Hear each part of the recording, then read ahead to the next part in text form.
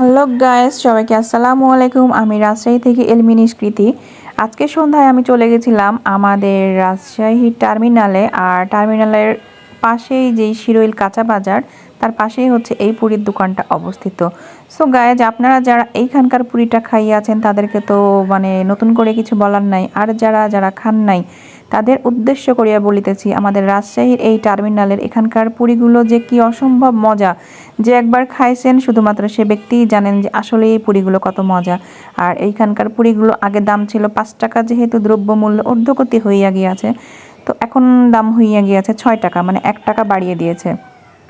তো 1 টাকা বাড়িয়ে দিয়েছে সেটা মানে বড় বিষয় না, কিন্তু এইখানকার পুরিগুলো যে কি অসম্ভব মজা। আমি রাজশাহীর অনেক জায়গার পুরি খেয়েছি, তো জায়গা ভেদে কোনো জায়গায় 10 টাকার পুরিও আছে, 5 টাকা, 6 টাকা, এক এক জায়গাতে এক এক রকম দাম। তো এইখানকার পুরিগুলোর মধ্যে আমি একটু বেশি বেশি স্পেশাল কিছু চোখে দেখতে পাই, সেইটা হলো পুরীর ভেতরকার ডাউল। ভাইরে ভাই, রাজশাহীতে এরকম অনেক জায়গাতেই হোটেল আছে ছোট বড় নাম করা, আসলে পুরীর মধ্যে ডাউল থাকে না। আর ডাউল যদি দিতে দোকানদার কিপটামি করে তাহলে কিন্তু ভালো লাগে না। তো পুরীর যে অরিজিনাল উপকরণ সেটা হচ্ছে ডাউল। সেই ডাউলটা যদি পুরীর মধ্যে একদম মানে বেশি বেশি করে দেয়া থাকে তাহলে কিন্তু পুরীর স্বাদ একেবারে অন্যরকম হয়ে যায়।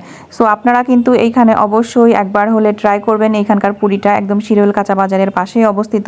আর আমি তো এখানে প্রতিনিয়তই আসি আর খাই।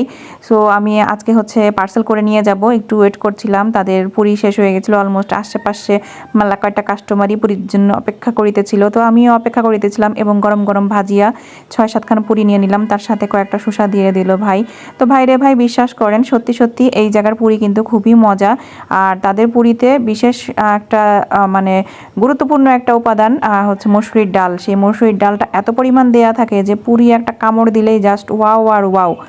আমি আপনাদেরকে আমার ফিলিংসটা আমি আপনাদেরকে বোঝাচ্ছি। আর এই যে এগুলো হচ্ছে সেই পুরি, বাসায় নিয়ে আসছি, এখন হচ্ছে হাম হুম করে খাবো, খুব ক্ষুধা লেগে গেছে। সবাই ভালো থাকবেন, বাই বাই।